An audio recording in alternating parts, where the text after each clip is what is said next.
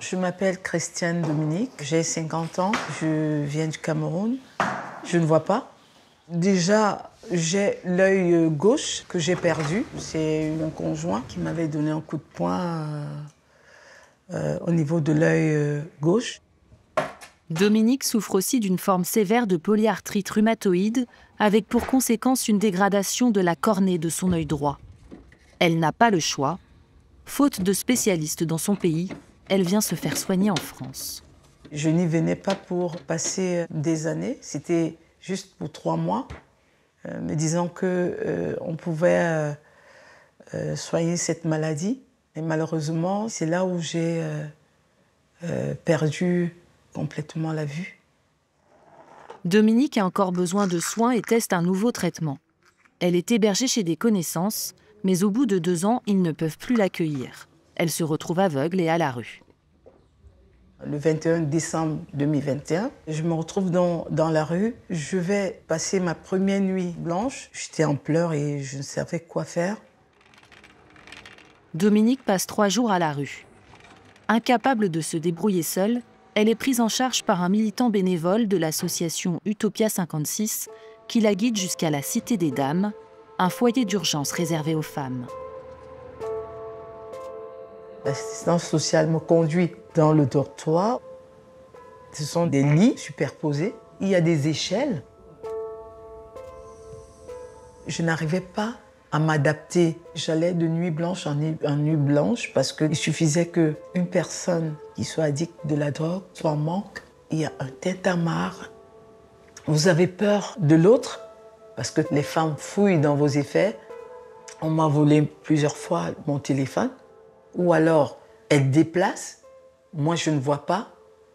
Il faut tout le temps faire appel à quelqu'un. Aujourd'hui, la personne va te venir en aide. Demain, elle va te dire non, moi je suis pressée. Ou alors, elle te dit non, je ne suis pas là pour ça. Au lieu des 10 jours de mise à l'abri, Dominique passera 1 an et 7 mois au dortoir de la Cité des Dames. Depuis 6 mois, elle occupe une place provisoire du foyer dans cette chambre partagée réservée aux femmes malades. Mais la structure reste inadaptée à son handicap.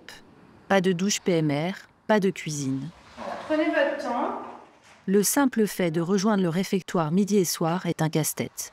Là, je me perds un tout petit peu. D'accord. Je perds un peu mes repères. Ce qui est compliqué, c'est que le lieu, il n'y a pas une forme simple. Il y a pas mal de petits décrochés. Puis il y a des demi-étages avec des petits escaliers de 5-6 marches. Vous vous approchez. Et là, vous explorez pour voir si c'est bien les escaliers. C'est bien ça. Ça demande énormément de travail. Ça fait appel à plein de fonctions cognitives, la mémoire, la représentation mentale. C'est très fatigant. Quand vous partez de votre chambre, donc ici, il y a cet espace-là de l'ascenseur. Oui. Ouais. Prenez votre temps. Moi, je fais mon travail, on n'a pas le choix, on se débrouille et on fait au mieux. Mais c'est sûr que vous serez mieux quand vous serez dans votre chez vous.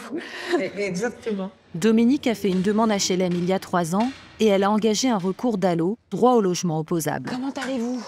Pourtant, même si elle est reconnue handicapée et qu'elle perçoit une allocation, elle n'a reçu aucune offre ni de logement, ni d'hébergement adapté.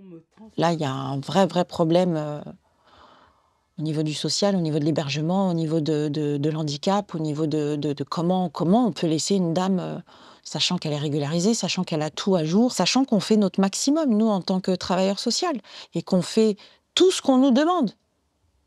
Mais on est toujours dans l'attente. Et ce mot « attente », pour moi, il arrive à un moment où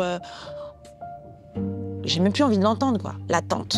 Je ne demande qu'une seule chose, si je peux avoir mon petit espace, mon intimité, pour reprendre ma vie en main, en fait. Un peu de dignité. Ouais. Voilà. C'est tout.